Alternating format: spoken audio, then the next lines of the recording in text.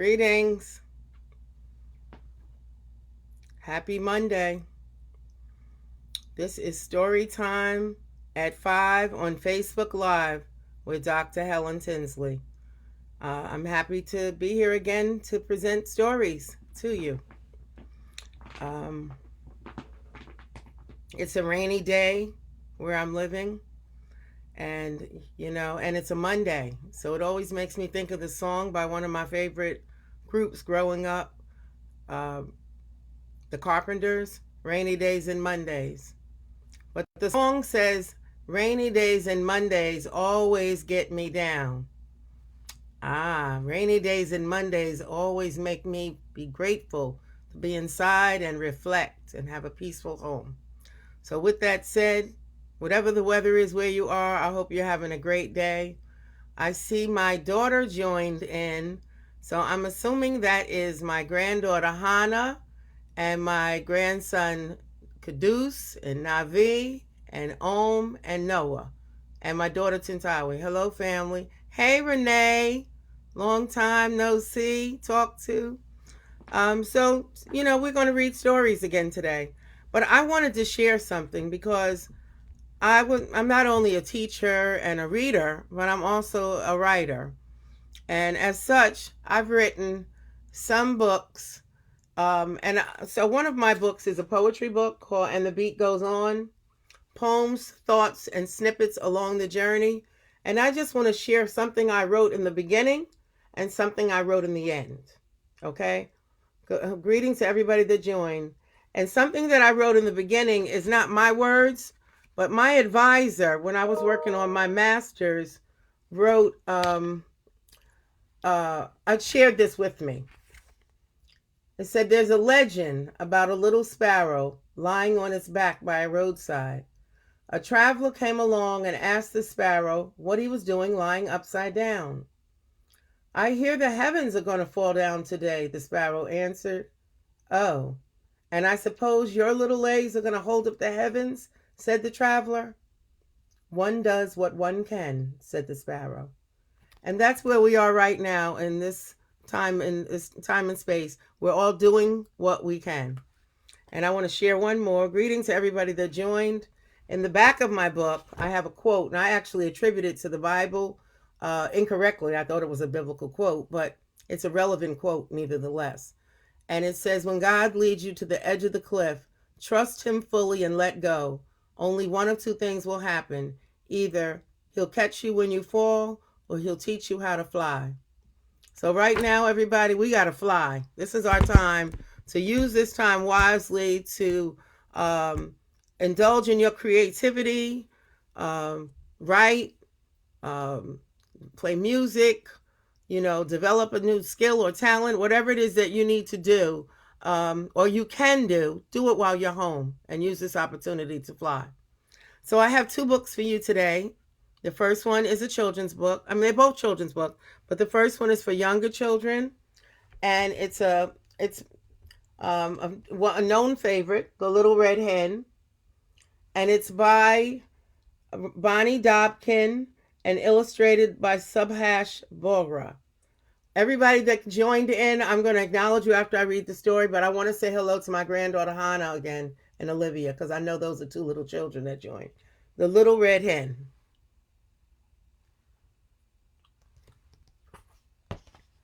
Once upon a time, there were 4 friends who lived together in a barnyard. A dog, a goose, a cat, and a little red hen.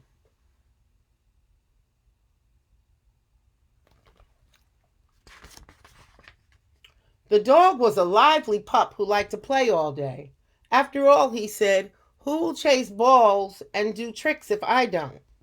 The cat was a handsome animal who liked to groom himself. After all, he said, who will take care of my good looks if I don't? The goose was a talkative bird who liked to gossip.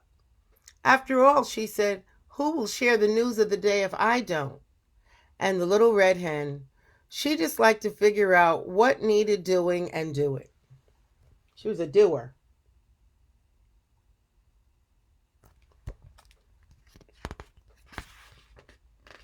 One day, the four friends decided to move together to a cozy cottage near the river. They were very happy there. The dog played all day in their big front yard. The goose waddled to the farmyard each morning and always came back with new stories to share. The cat washed herself on the sunny windowsill, and the little red hen, she cleaned the house, worked in the garden, cooked the food, and did whatever else needed doing. That sounds familiar.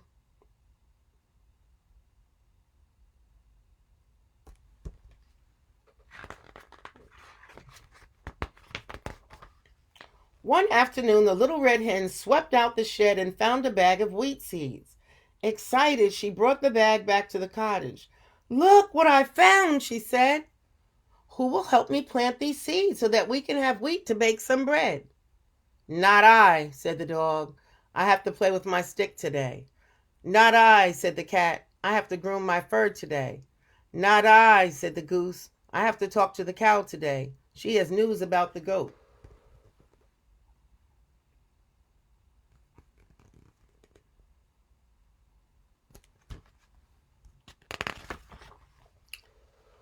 "All right," said the little red hen, "then I'll plant the seeds myself." And she did. She hoed the ground and planted the seeds. I'm trying to fix the lighting. And watered them well and pulled the weeds.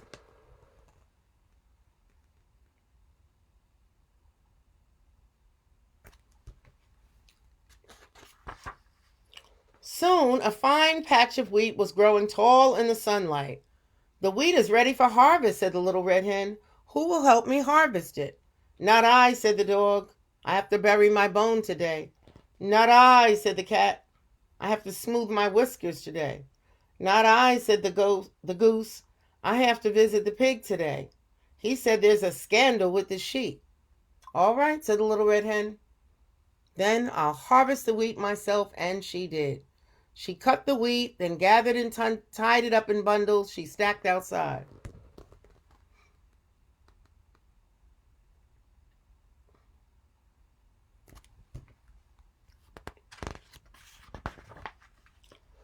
"Now the wheat must be ground into flour," said the little red hen. "Who will help me pull the wagon to the miller?" "Not I," said the dog. "Today is the day I chase rabbits." "Not I," said the cat. "Today is the day I clean between my toes." Ew. "Not I," said the goose. "Today is the day the goat said he'd tell me a secret about the cow." "All right," said the little red hen, "then I'll pull the wagon myself." And she did. She cleaned the wagon and loaded the wheat and went to the miller's down the street.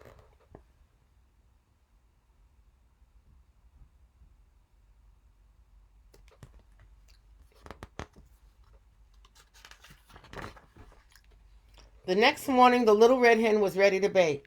"Who will help me make the dough?" she asked. "Not I," said the dog. "I'm busy chasing my tail." "Not I," said the goose. "The dust might make it hard for me to talk." "Not I," said the cat. "The flour would muss my clean fur." "All right," sighed the little red hen, "then I'll make the dough myself." And she did. She gathered up eggs and milk, yeast and flour, then mixed and kneaded for nearly an hour.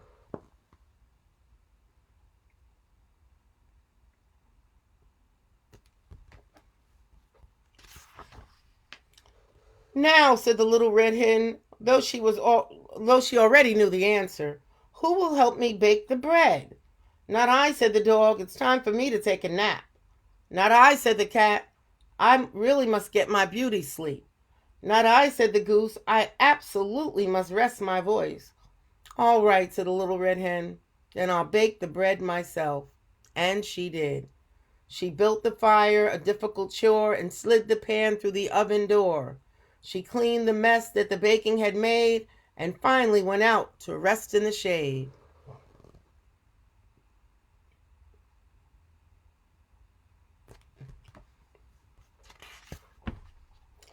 As that afternoon wore on, the wonderful aroma of baking bread drifted through the cottage. It tickled the noses of the napping dog, the sleeping cat, and the resting goose. They sniffed. They smiled. Oh, they opened their eyes. "What is that heavenly smell?" asked the goose. Why, it's just my fresh baked bread, said the little red hen. Who will help me to eat it? I will, said the dog, jumping up from his rug. I will, said the cat, leaping down from the windowsill. I will, screeched the goose, forgetting to rest her voice.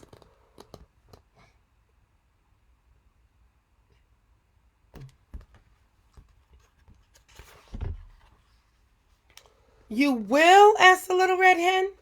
But you let me do everything else. I hoed the ground and planted the seeds, and watered them well and pulled the weeds.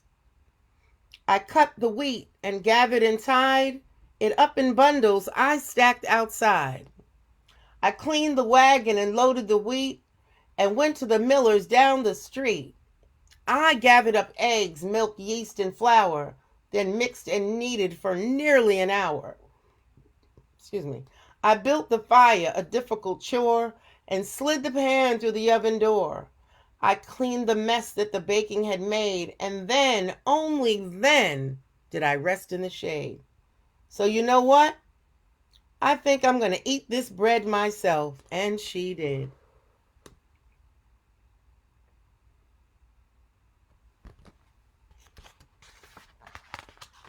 But the next time the little red hen needed help around the house, nobody said, not I. And that's the little red hen. So the lesson in this story for the children that are watching is always be a helper. Many of you are home with your parents now, and you're doing schoolwork at home, but also be helpful around the house in general, but especially now because everybody's a little more stressed. So let me see who joined us because I'd like to say hello. Hello to my granddaughter, Hannah Ladybug, and her brothers. I'm sure Juicy is probably right there with her.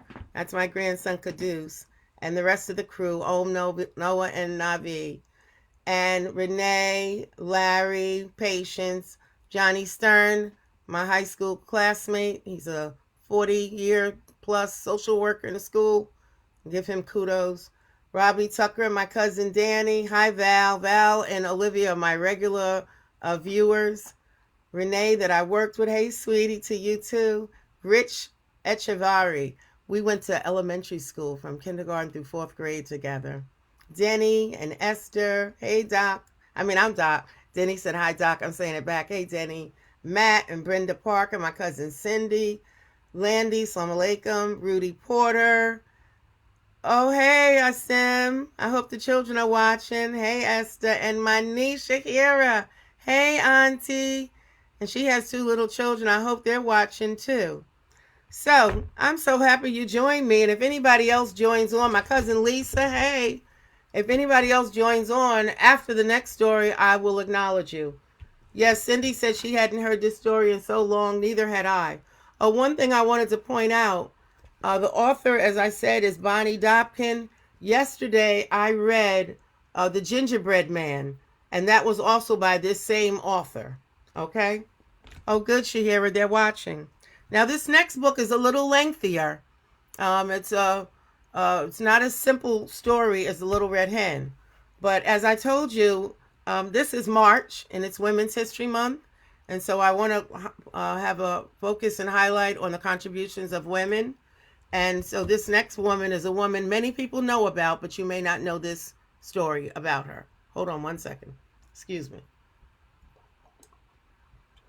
I have to replenish myself. Hi, Cheryl. So this book is by Faith Ringgold, and I've already shared 2 books by her. I shared Tar Beach and Aunt Harriet's Underground Railroad in the Sky. She is one of my favorite artists and children's book writers and illustrators and quilters. And for those of you from my hometown, which is Englewood, New Jersey, she lives in Englewood, New Jersey. So those people that are still in Englewood or connected to Englewood should really find out how you can contact her when all of this is over and have her come do a workshop in the school or presentation. I'm sure she's very expensive, but it would be well worth it. And she's a home connection. Okay. Hi, Catherine. And happy birthday to Catherine Patricia Carter. I just want to acknowledge she is another educator and writer who does a Storytime on YouTube at 6 o'clock, Monday through Friday. So we're all in this supporting our children. So If a Bus Could Talk, the story of Rosa Parks by Faith Ringgold. I know we all know Rosa. This story is dedicated to Rosa Parks and all of the known and unknown men, women, and children of the civil rights movement who, through their singular acts of courage, made it possible for Black people to vote, take a seat on a bus, in a movie theater, or at a lunch counter, and get a hotel room just like any other American citizen.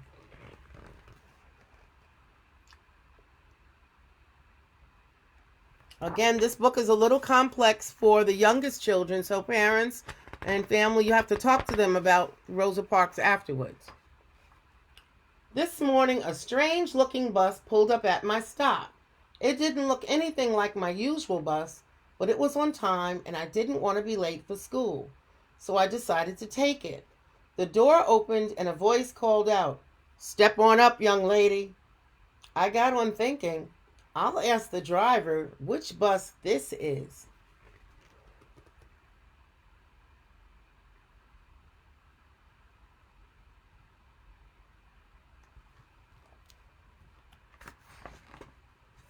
But the driver was not in his seat. I paid my fare and looked around for him. I'm trying to figure out how to show the illustration. There were lots of passengers, but their faces were not familiar. I started to ask one of them if I was on the right bus, but before I could, the door closed and the bus pulled away from the curb with no one in the driver's seat. The sudden start sent me reeling down the aisle, and I landed in a seat, holding on for dear life. None of the other passengers seemed to notice anything was wrong. Sorry, I'm trying to angle this better so you can see better. None of the other passengers seemed to notice anything was wrong. "Stop this bus and let me off," I shouted. "I want a bus with a driver." "Please don't take that seat, Marcy," someone said. "How do you know my name? Which one of you is speaking?" I asked, looking around. But the passengers were talking among themselves, reading, or just staring out the window. "This is a special bus, Marcy, and you are sitting in a special seat reserved for a very special person." "Amen, amen," chorused the passengers. "What bus is this?" I asked. "This used to be the Cleveland Avenue bus, but now it's the Rosa Parks bus. She is the patron saint of the civil rights movement.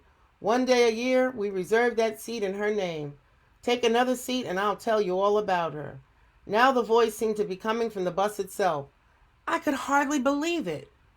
I was on a talking bus. Trembling with fear but curious as I could be, I took a seat across the aisle and settled down to hear this remarkable story.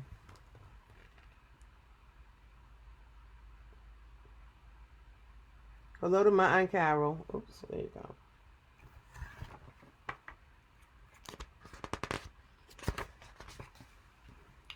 Rosa McCauley, the first child of James and Leona McCauley, was born on February 4th, 1913, in Tuskegee, Alabama.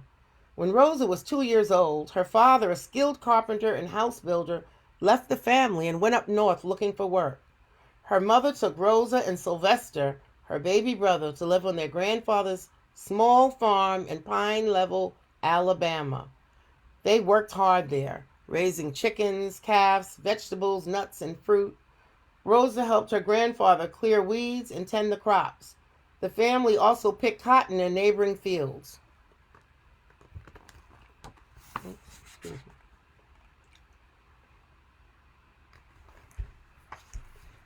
From Rosa's earliest childhood, she could remember scary nights when the Ku Klux Klan, a band of hateful white men dressed in white hooded robes, would ride past their farms shooting off rifles to frighten the black people.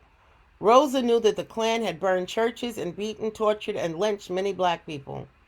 There were times when Rosa's family slept in their clothes so they could run if the Klan decided to burn their house down in the middle of the night. These are scary things, children, and you have to talk about these with your family. These are some bad things that happened in the United States. You know, and we try to work together today so these things don't happen anymore. Despite these fearful conditions, Rosa's grandfather was an outspoken old man who made it known that he had a loaded shotgun and he was not afraid to use it to defend his home and family. Grandfather Sylvester instilled a sense of pride in his children and grandchildren, and in Rosa most of all. Rosa was a nice little girl who loved praise, but she hated the disrespectful way whites often treated black people. One day, a white boy threatened to punch Rosa, and Rosa picked up a rock and threatened to hit him back if he did. When her grandmother heard about this, she was very afraid, because she knew something like that might cause Rosa to be lynched one day.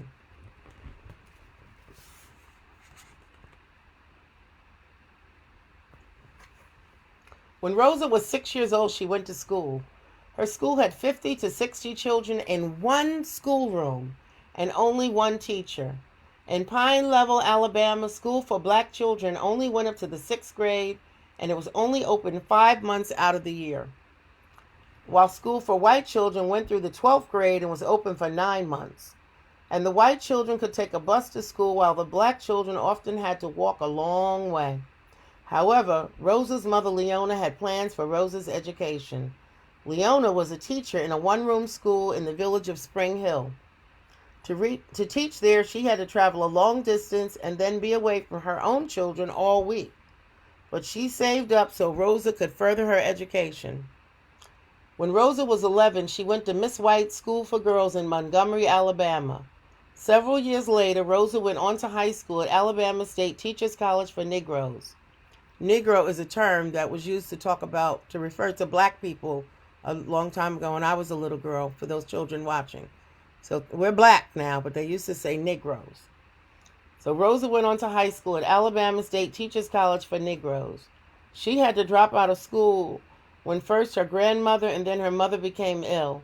Rosa's mother got well, but her grandmother later died.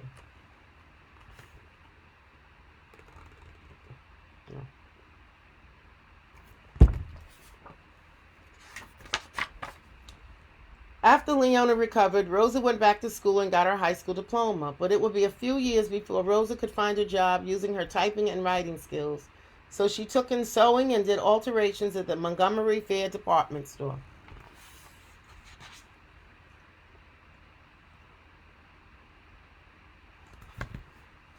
One day, on the way home from work, the bus driver told Rosa to get off and enter at the back of the bus after she had paid her fare. Then he drove off, leaving her in the street. This was common practice then. It is no wonder that black people would often walk a mile or more to and from work rather than ride the segregated buses. The buses were the worst form of segregation because black people could only sit in the back of the bus. If there were no whites in the middle section, blacks could sit there, but only if no white people were left standing. Black people couldn't sit in the same row with whites, even if there was an empty seat in that row. It was during those times that I got to know and love Rosa Parks, said the talking bus. The bus said she was a great lady with quiet dignity despite all the cruelty she faced because of the color of her skin.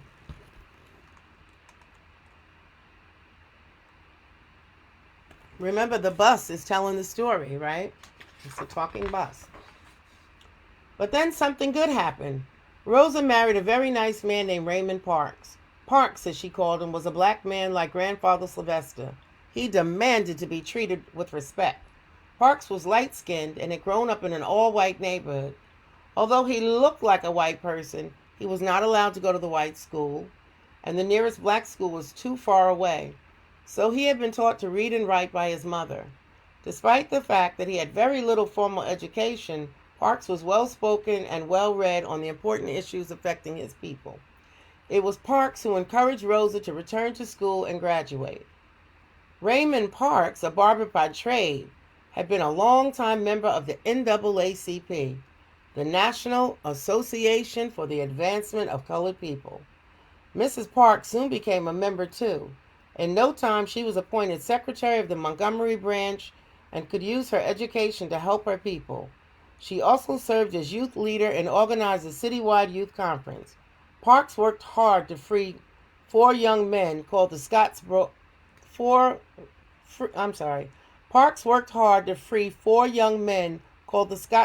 Boys, who were jailed for a crime they did not commit. Parks was also an activist for voter registration, and he and Rosa held regular meetings of the Voters League in their home. That was how Rosa finally registered to vote after being turned down 3 times before.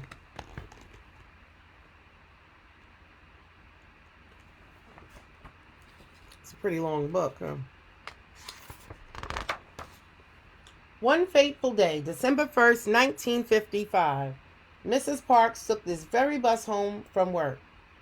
I just need to say 1955 is a very special year because that's a year I was born as well. So a year I was born, this very special thing happened. One fateful day, December 1st, 1955, Mrs. Parks took this very bus home from work. The bus driver, whose name was James Blake, told Mrs. Parks to get up and give her seat to a white man.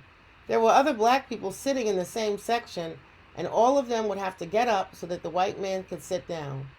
Rosa knew that the segregation laws were unfair, and right then and there she decided to do something about it. She told the driver she would not give up her seat. This was the same bus driver who had wronged her before.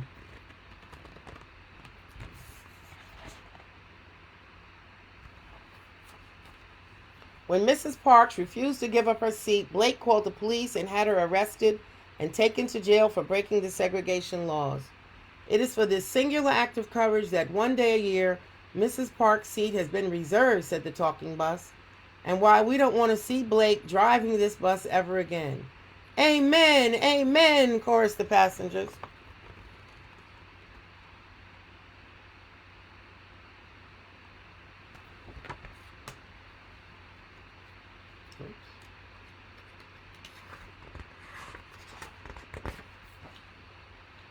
How long did Mrs. Parks have to stay in jail, I asked.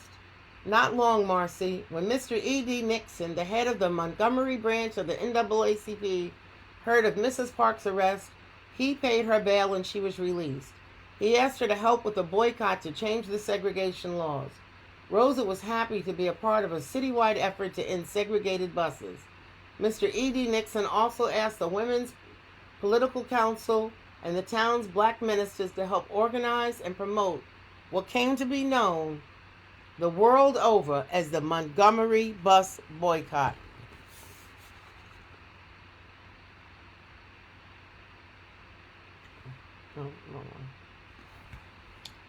One of the ministers was the pastor of the Dexter Avenue Baptist Church, a young man named Dr. Martin Luther King Jr. Mr. E.D. Nixon asked him to lead the boycott because he was new to the town and had great promise. The Dexter Avenue Baptist Church drew a large crowd the night Dr. King told the people about the boycott. This was the beginning of Dr. King's leadership in the civil rights movement and the beginning of his many memorable speeches. On this day, Dr. King said, "We are tired of being segregated and humiliated. Tired of being kicked about by the brutal feet of oppression.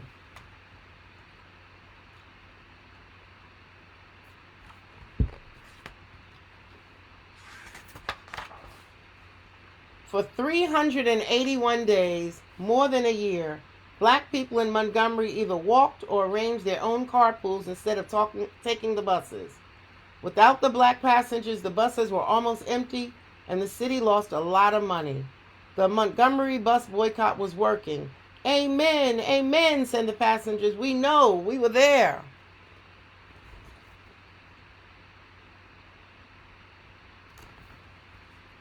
But as a result of the boycott, Dr. Martin Luther King Jr. was arrested and his home was bombed. Many others were arrested too and threatened with hateful letters, phone calls, and bombings.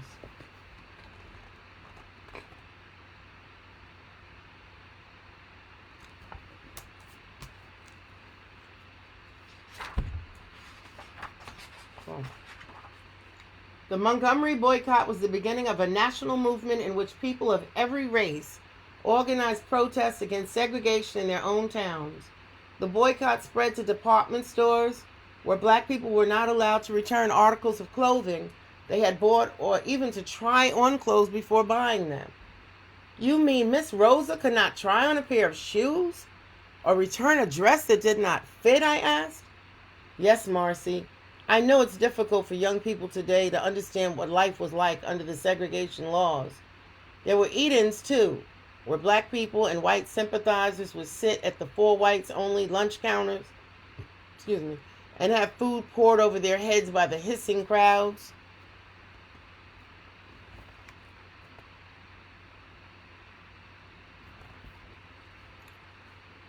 But there was no sadder sight on a hot summer day than black children outside a public swimming pool displaying a "for whites only" sign. They didn't allow the black children in the pool. That's pretty sad. Mrs. Parks' case finally reached the highest court in our land, and on November 13th, 1956, the U.S. Supreme Court ruled that segregation on public buses was against the law. A little more than a month later, the boycott ended. Black people no longer had to ride in the back of the bus, but the struggle for equal rights was not over. Rosa lost her $25 a week job at the Montgomery Fair department store, and she continued to receive threatening phone calls and letters.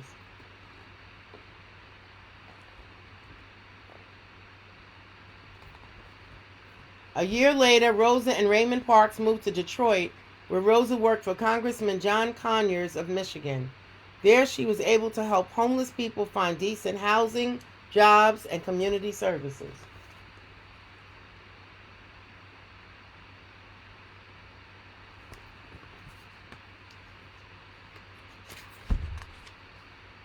Mrs. Parks' struggle for equal rights continued. On August 28, 1963, at Dr. King's March on Washington, Rosa Parks was honored with a Tribute to Women award by A. Philip Randolph. However, she was not asked to speak. And later, when she heard on the radio that Dr. King had been shot, Rosa wept in her mother's arms.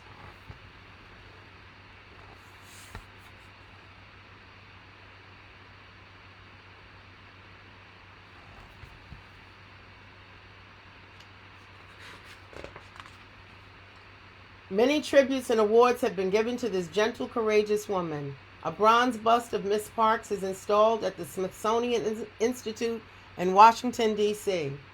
She was awarded the Spingarn Medal, the Martin Luther King Jr. Nonviolent Peace Prize, the Eleanor Roosevelt Woman of Courage Award, and the Presidential Medal of Freedom. Mrs. Parks has received countless honorary degrees, plaques, and honors for her valiant act of courage and unceasing dedication to freedom. But what this old bus is proudest of is that Cleveland Avenue, the street this bus ran on, has been renamed Rosa Parks Boulevard.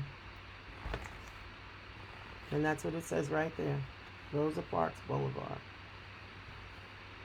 In addition to all this, once a year we get together to celebrate this great lady's birthday.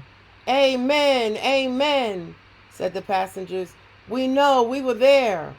And just like that, the bus stopped and Mrs. Parks herself got on. All the passengers stood up to meet her, and when she greeted them by name, Parks, E.D. Nixon, Dr. King, and the rest, I remembered them from her story. The once unfamiliar passengers now had faces I would never forget.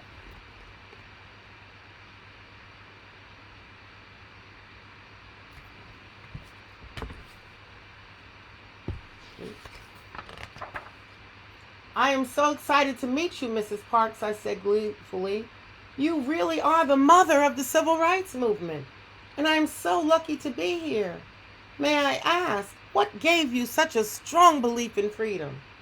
My belief in freedom goes way back to the days when my mother used to sing the old Negro spiritual, "Oh, freedom over me," said Mrs. Parks. Let's sing it together. Oh, freedom, oh, freedom, oh, freedom over me. And before I be a slave, I be buried in my grave and go home to my Lord and be free. Now it's time for you to cut your birthday cake, Mrs. Park, said the talking bus. Mrs. Park closed her eyes, drew a deep breath, and blew out all the candles.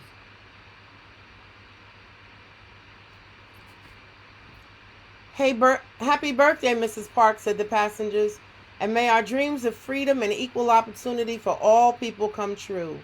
We love you and we thank you for being the lady who, by sitting down, inspired people all over the world to stand up for freedom. Amen. Amen. We know we were there.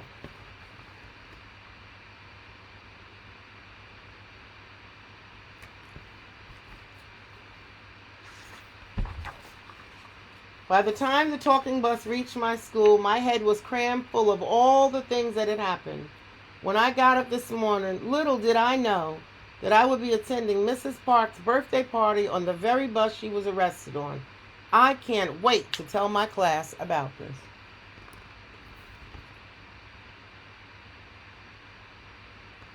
And that is the end.